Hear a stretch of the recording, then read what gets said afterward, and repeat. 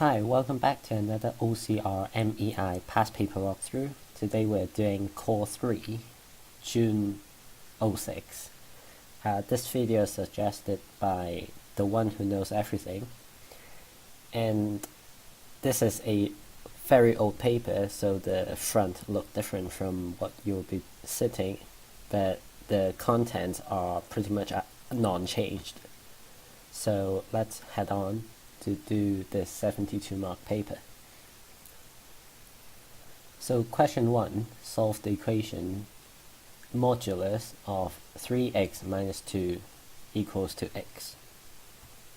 So for these kind of absolute value questions, there are two main ways of doing it. So first way is to square both sides, and the second way is to consider the positive and negative values of the absolute value.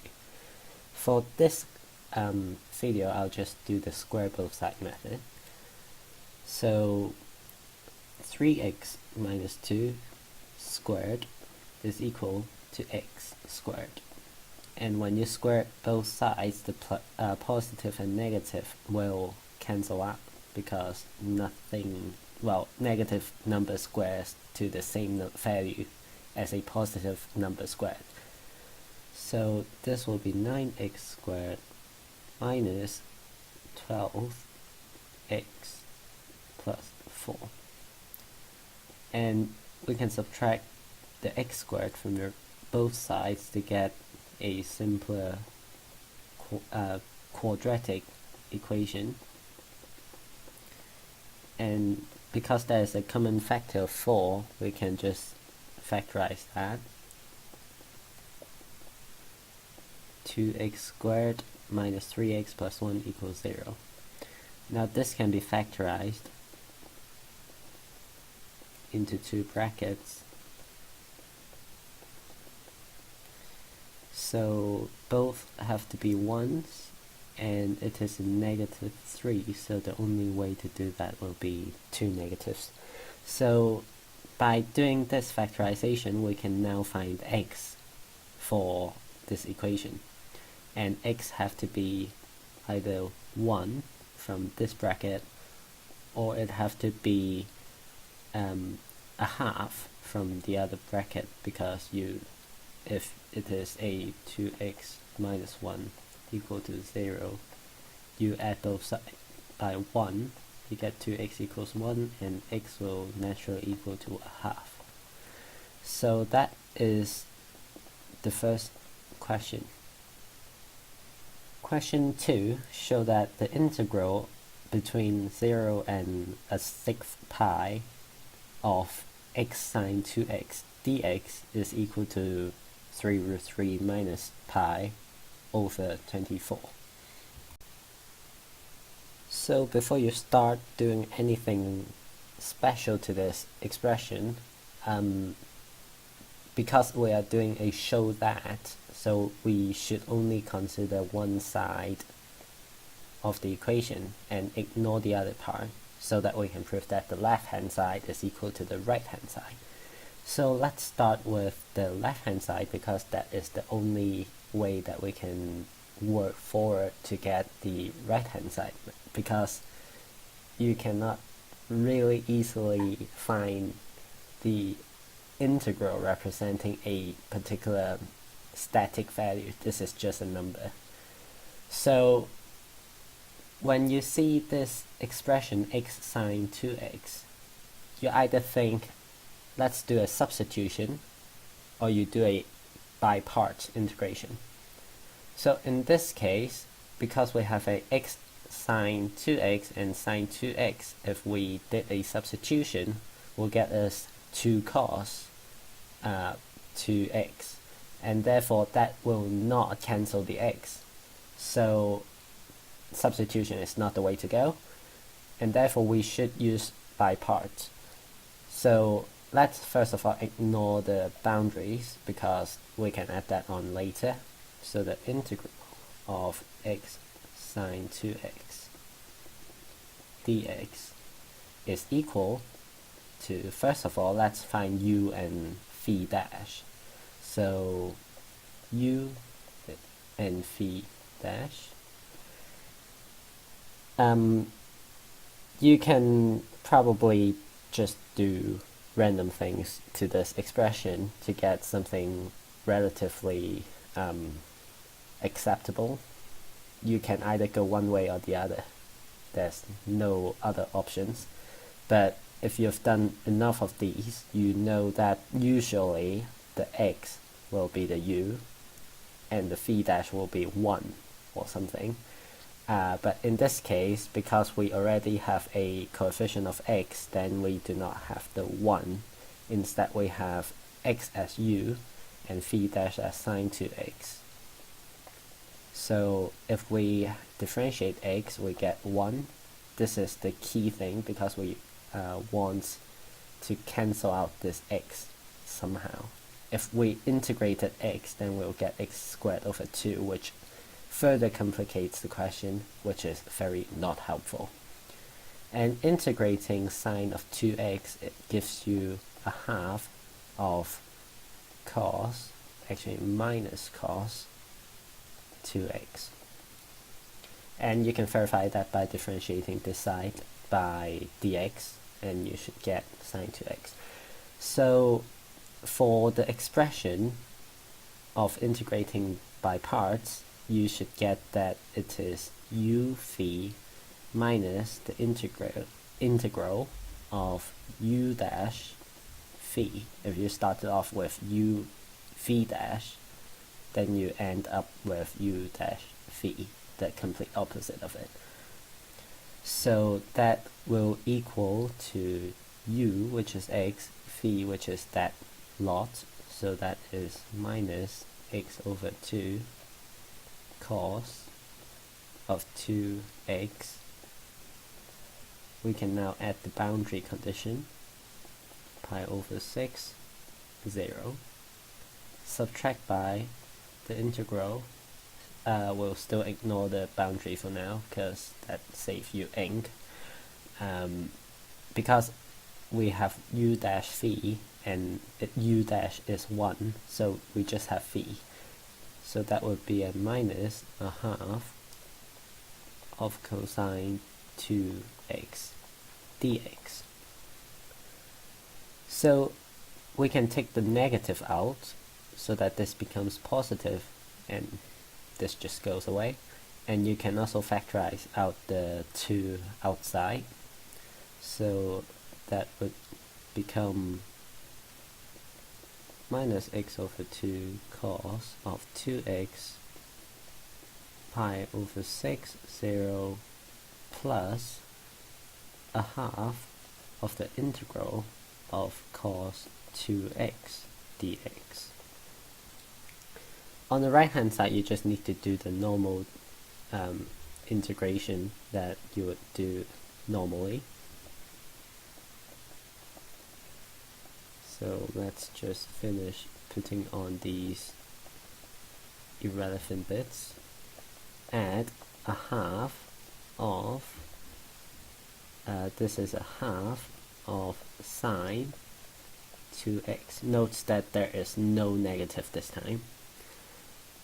And give it the boundary condition again, because we just ignored it for the start. And now it's just a matter of putting stuff in. So that would go to minus pi over 6 divided by 2, which is pi over 12. Cosine of 2x, which is cosine of 2 times pi over 6, which is pi over 3. Put that in bracket, subtract by the 0 values, which is 0 because it is a multiple of x. I lost my cursor again. There we go. So if 0 is put into this, no matter what this is, it's going to be 0. So there goes the first square bracket. Then we add a half of, I just put the a half into the equation, so ignore it. A half of a half sine of 2 pi over 6, which is pi over 3 again. And this time 0 might make a difference because there is no clear coefficient of x, but turns out that sine of 0 is also 0, so that will also become 0. So it's just good measure to always keep in mind that when you're dealing with trigonometry, it can the 0 value can have a meaning. Also for log values, that 0 might make a big difference. So it's all down to simplifying things. So let's take the calculator, set it to radians mode. Cosine of pi over 3 is equal, if I can type correctly, it's equal to a half. So it is minus pi over 12 times 1 over 2, and that add a quarter, because it's a half times a half, of sine pi over 3, which is root 3 over 2. And if we expand everything, we get minus pi over 24. That looks a bit like this expression now. We just need the 3 root 3. And on the other side, if we make the bottom 24, for now it is 8, so we multiply the top by 3 to get 24. So we get 3 times 1 times root 3, which is 3 root 3. Then we combine the expression into one giant fraction and put the positive on the left, negative on the right, get 3 root 3 minus pi over 24. And that is the answer for second question. So question 3 is a curve of y equals arcsine x minus 1 for the domain between 0 and 2. So part 1, find x in terms of y and show that dx by dy equals to cos y, and hence find the exact gradient of the curve at the point where x is 1.5. So first of all, let's find x in terms of y, which is just simply rearranging this equation. So arcsine is the inverse of sine, so we just do a sine y equals to x plus 1, and we just take 1 off both sides to get sine y minus 1, and they are independent instead of in brackets. So actually this is a minus, so this is a plus instead. Okay, there we go. So now I need to show that dx by dy is cos y, which is simply just differentiating this expression with the x as the y and the y as the x normally. So dx by dy is equal to the differential by dy of sine y plus a constant which goes to 0. So sine differentiate to cos, and it is a plus cos, so equals to cosine of y, and you do not need to care about chain rule here. So it's just dx by dy equals cos y, which is what they want. Now, to find the gradient when x is equal to 1.5, you want to find dy by dx. And since you have dx by dy, you know that the reciprocal of dx by dy is dy by dx by definition. So the dy by dx value will be 1 over cos of y. And because y is arcsine of x minus 1 and x is 1.5, we know that dy by dx is 1 over the cos of arcsine of 1.5 minus 1, which is 0.5, which is a half. So the sine, the arcsine of a half is 30 degrees, which is 1 over the cosine of 30 degrees, which in the calculator, note that I used degree instead of radians, which means that you need to convert your calculator back to degree if you used degrees, which is a 2 over root 3, because cos 30 is root 3 over 2. So if you rationalize this, you get 2 root 3 over 3, and that's the exact gradient. Question 4 is a typical rate of change equation in question. So part 1 is just to find dv by dh, given that phi in terms of h, which is just simply differentiating it, and find the value of dh by dt when h is 0.4. So that is a chain rule manipulation. So first of all, let's differentiate this expression. You have two ways of doing it. The first will be a product rule. The second one will be just expanding it, then differentiate the old way. I'll do the second option, which is expanding. So that is pi h squared minus a third pi h cubed. So dv by dh is equal to 2 pi h minus pi h squared. So that's part 1. Part 2, find dh by dt. We know that dh by dt is equal to dh by dv multiplied by dv by dt because of chain rule. And we know that this expression, because it's in meter cubed per minute, it is a dv by dt value.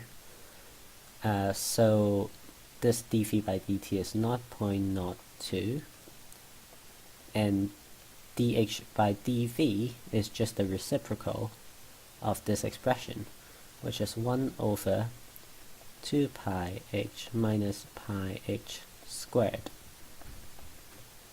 And because we know what h is 0.4, so we can just put in all the numbers. So 1 over 0.4 times 2, which is 0.8 pi, subtract by 0.4 times 0.4 squared, which is 0.16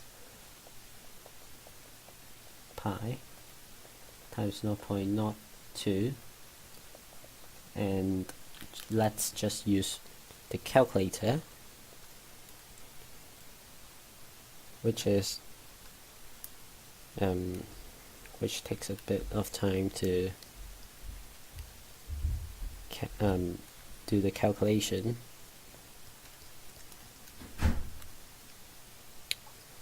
Gives you 9.95 times 10 to the minus 3, and that is dh by dt.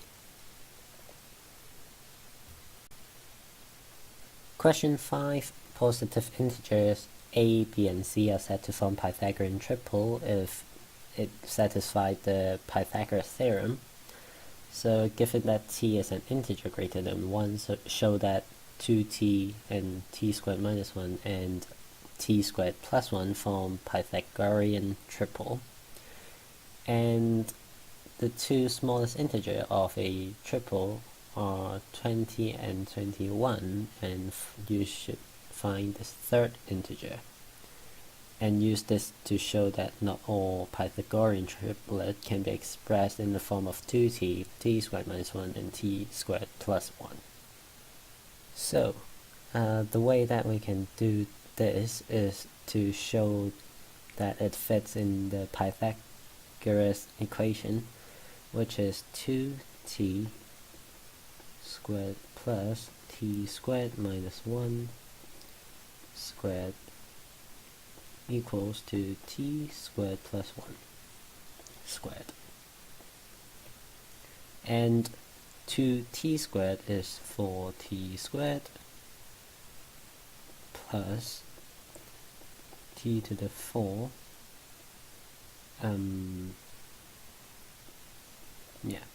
minus 2t squared plus 1 equal to t to the 4 plus 2t plus 1. And this side, for t squared plus t to the 4 minus 2t squared plus 1 is just t to the 4 plus 2t squared plus 1, which equals to the right hand side, so that is not very surprising. So yeah, that's the first part. It's just to show that thing. And 20 and 21 are two sides of a Pythagorean triangle, so 20 squared plus 21 squared. It's also given that they are the shortest sides, so that will be some r squared. So 20 squared plus 21 squared is 841. So r squared is 841, and therefore r is just the square root of that, which is 29. Now we need to disprove the first statement for saying that it is not all Pythagorean triangle fits into this trend. If so, then it would be a really kind of simple thing, but triangles are quite special. So in this case, 2t, when t is an integer, means that the shortest sides have to be 2t and t squared minus 1. So in this case, 20 and 21 have to be either of these two. Therefore, 20 have to be 2t, which means that t have to be 10.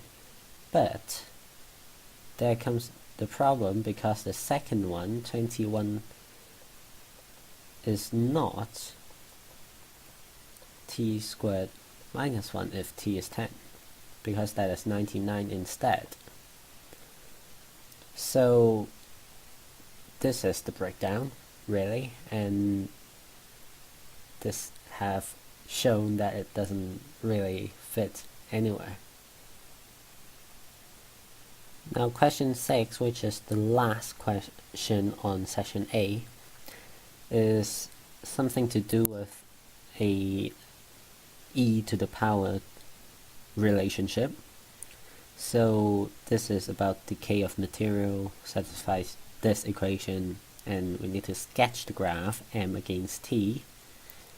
And for carbon 14, k is that, and need to verify the mass is about half after 5,730 years. Then part 3, show in general the half-life is given by Lund's for k. If you do physics, then you should be able to just close your eye and do this question, I guess. Hence find the half-life of plutonium-239, given that k is that. So let's start with the sketch. Start with building a set of axes. And because t is a time and you can't go back in time, ignore negative domains. And we know that m is on the y-axis, and when t is 0, e to the 0 is 1, so m is m0, which starts here, and we know nothing about anything else. And what about extreme behaviors? When time t is infinite, minus infinite as a power will give a value of 0. So eventually this goes down to nothing, absolutely nothing. And all between here is a decay curve of radioactive materials. So if you do physics, you know exactly how it looks. But if you haven't came across this, you can do substitution of numbers. Say m0 is 5, and you just type in different values of t for a given k. Just use, say, this k value. Then you'll see that it decreases exponentially. So it goes down fairly quickly and slowly curve to horizontal. And that is the sketch they want. It doesn't need to be necessarily a decay curve correctly. Just have to have a y-intercept of m0 and tends to 0 at infinity. So part 2, when k is this value, prove that it is about 5,730 years for it to halve. So m over m0 is half, and so e to the minus kt is equal to a half, which is just ln of a half equals minus kt. And we know that k is this tiny number, so when we do it on the calculator,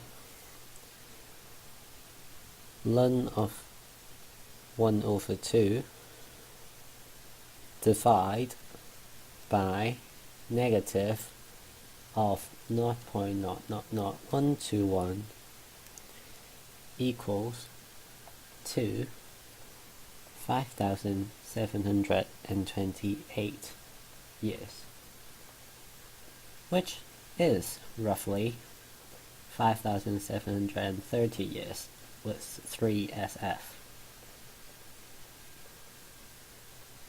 So that is part 2. Part 3 show that half-life is just this expression. So half-life is just when m is a half of m0, which essentially is m over m0 equals to 1 over 2. So 1 over 2 equals to e to the minus kt. We just need to rearrange this.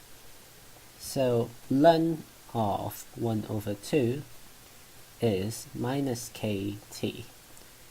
And a half is actually 2 to the power of minus 1. So 2 to the minus 1 ln is minus kt.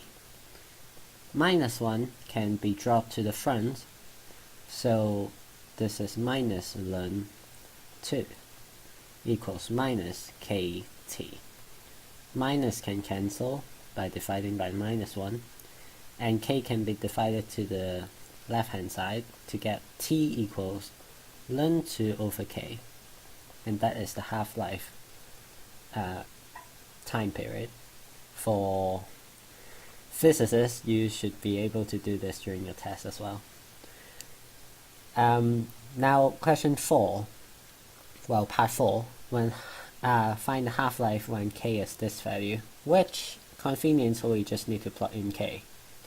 So the time taken, aka the half-life, is just ln 2 divided by 2.88 times 10 to the minus 5. Make sure you have your brackets when you're typing it out in your calculator, is roughly 24067.6, which is 24,100 years. You definitely don't want plutonium in your house.